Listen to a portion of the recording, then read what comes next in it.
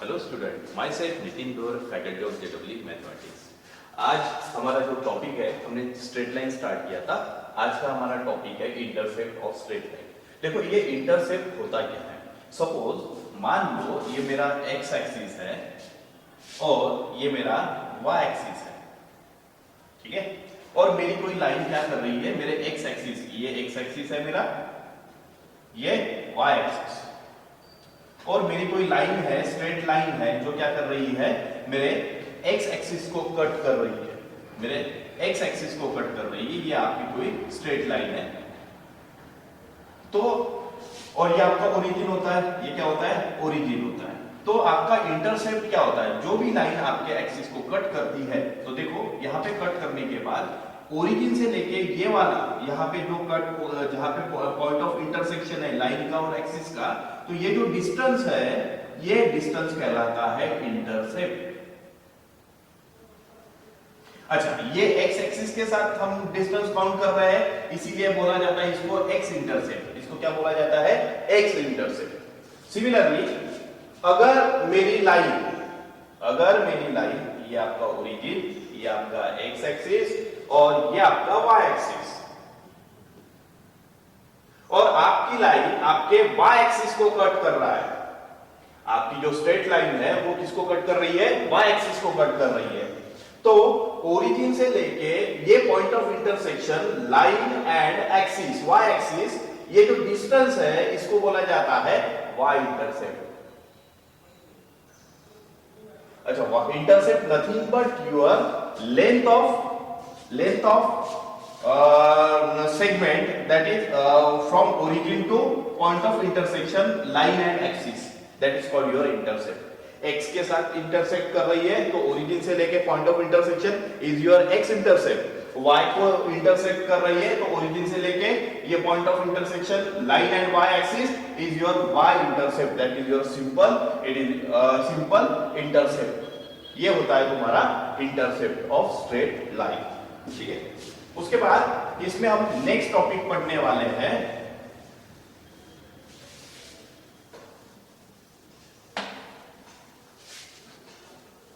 उसके बाद हमारा नेक्स्ट टॉपिक है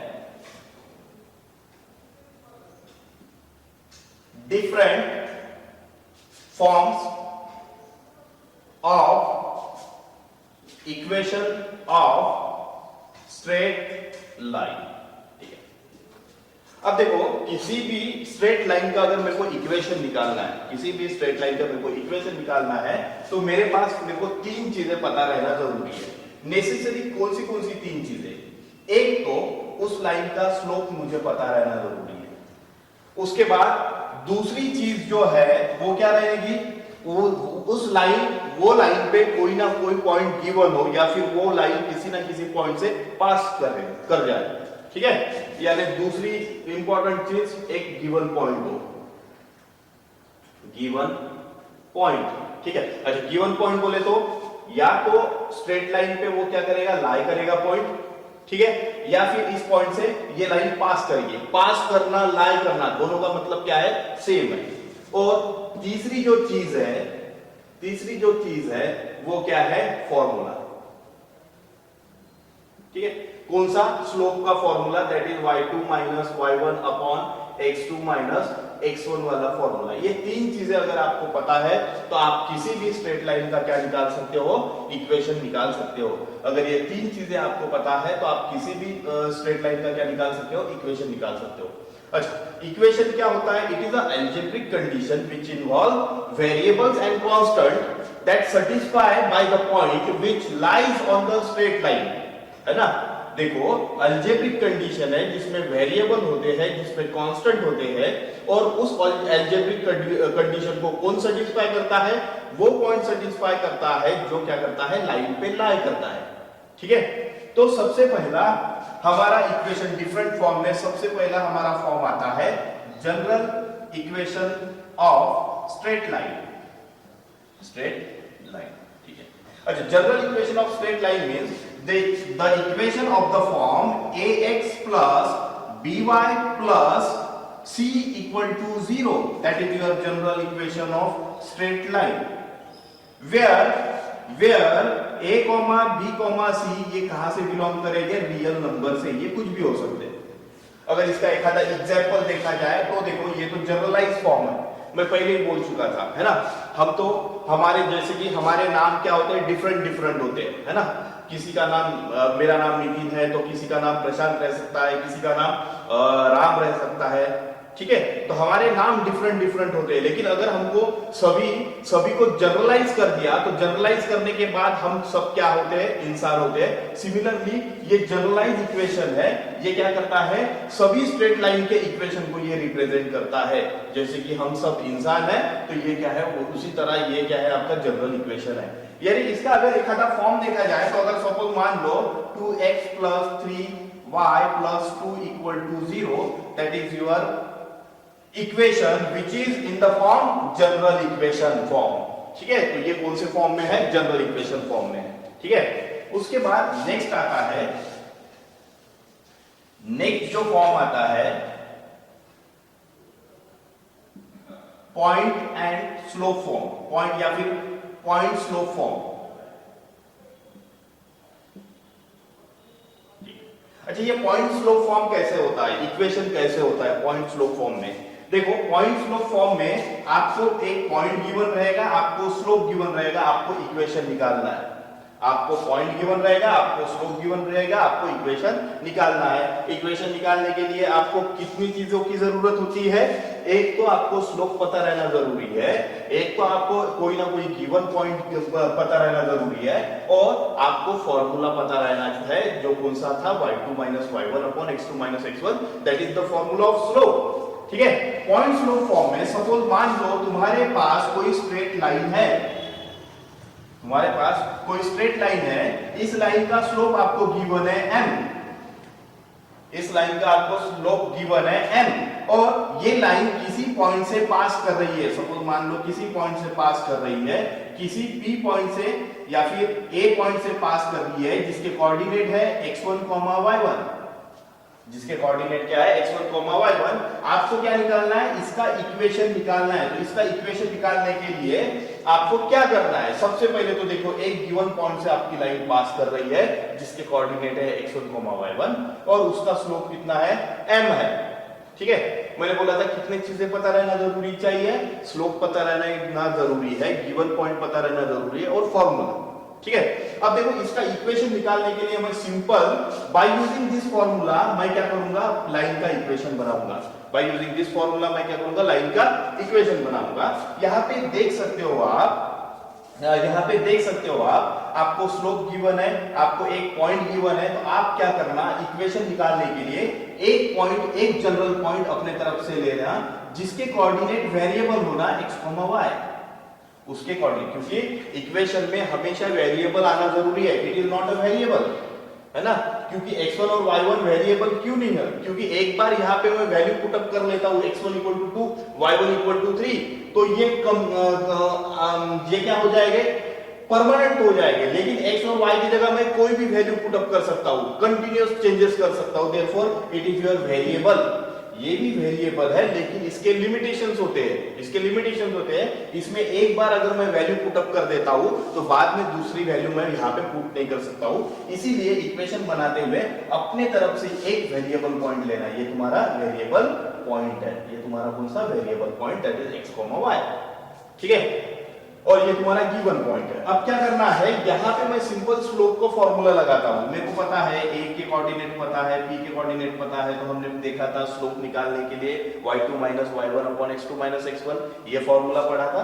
तो इसको मैं y2 मान लेता हूँ, इसको मैं x2 मान लेता हूँ, ये x1 है, ये y1 है, और स्लोप इक्वल टू ये आएगा m इक्वल टू, यानी that is slope y2 - y1 यानी y - y1 upon x2 - x1 यानी x - x1, ठीक है।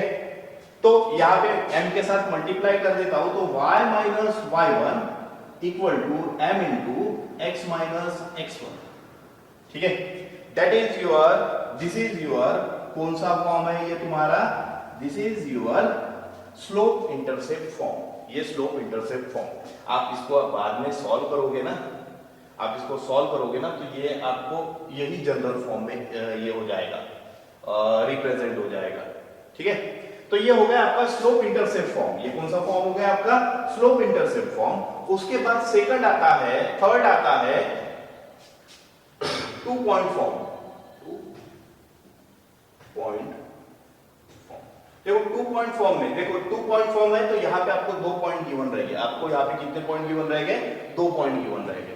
टू पॉइंट फॉर्म है तो यहाँ पे आपको कितने पॉइंट गिवन रहेंगे? 2 पॉइंट गिवन रहेंगे। सपोज मान लो कोई लाइन है तुम्हारे पास जिसका मेरे को इक्वेशन निकालना है। लाइन पे आपको 2 पॉइंट गिवन है। एक पॉइंट ए है जिसके कोऑर्डिनेट x1, y1 है, और एक पॉइंट बी है जिसके कोऑर्डिनेट क्या है? x2, y2 है। तो आपको इसका क्या निकालना है? इक्वेशन निकालना है। आपको इक्वेशन निकालना है तो आपको कुछ भी नहीं करना है। आपके पास 2 पॉइंट गिवन है तो आपको मैंने बोला था कि आपके पास 3 चीजें पता रहना जरूरी है। एक तो स्लोप, गिवन पॉइंट, कोई भी एक गिवन पॉइंट है, और उसके बाद फॉर्मूला। तो यहाँ पे देखो, यहाँ पे 2 पॉइंट गिवन है तो मेरे को स्लोप पता चल जाएगा। 2 पॉइंट गिवन है तो मैं स्लोप निकाल सकता हूं। यानी अगर इसके स्लोप को मैं m मानता हूं तो m क्या रहेगा? y2 minus y1 upon x2 minus x1। x2 minus x1, ठीक है। उसके बाद मेरे को पता है स्लोप पता है, एक पॉइंट पता है। दोनों में से कोई भी पॉइंट यूज करना कर सकते हैं क्योंकि दोनों गिवन पॉइंट है। आपको बस एक पॉइंट की जरूरत होती है। तो इक्वेशन बनाने के लिए मैं अपने तरफ से एक पॉइंट ले लेता हूं, that is your p point x, y। Variable point लेना जरूरी है। और मैं क्या कर लेता हूं, ये वाले इसमें स्लोप का फॉर्मूला लगा देता हूं। स्लोप का फॉर्मूला बोले तो m equal to y2 minus y1, यानी y2, यहां पे y2 क्या है तुम्हारा? y है, y minus y1 upon x minus x1, ठीक है। ये फॉर्मूला मैंने लगा दिया। और आपको पता है m आपका क्या है? m तुम्हारा ये क्या है? y2 minus y1 upon x2 minus x1। इधर मल्टीप्लाई करते हो तो ये तुमको क्या मिल जाएगा? m into x minus x1 equal to y minus y1, ठीक है। अब इसको थोड़ा पलटा के लिख देता हूं तो ये वाली साइड इधर लिख देता हूं, ये वाली साइड इधर लिख देता हूं, थोड़ा अच्छा लगेगा, है ना। तो y minus y1 equal to m into x minus x1, ठीक है। और आपको पता है आपका m किसके बराबर है? y2 minus y1 upon x2 minus x1, है ना। तो आपका y minus y1 equal to slope की जगह मैं क्या लिखूंगा? y2 minus y1 upon x2 minus x1 into में क्या रहेगा? दैट इज योर, इधर ही कर देता हूं एक ही रहेगा, x minus x1, that is your 2 point form. ये कौन सा इक्वेशन का फॉर्म है? 2 पॉइंट फॉर्म का फॉर्म है, ठीक है। हमने कितने पॉइंट ये पढ़े हैं? एक तो जनरल इक्वेशन हमने ax plus by plus c equal to 0, that is general equation of straight line. दूसरा हमने पढ़ा है पॉइंट एंड स्लोप फॉर्म, वो किसके बराबर है? y minus y1 equal to m into x minus x1। और थर्ड है 2 point form, that is in the form y minus y1 equal to y2 minus y1 upon x2 minus x1 into में क्या रहेगा? x minus x1, that is your 2 point form, that is your 2 point form. ये 3 हमने type पढ़ लिए है। उसके बाद नेक्स्ट टाइप हम नेक्स्ट लेक्चर में पढ़ने वाले हैं।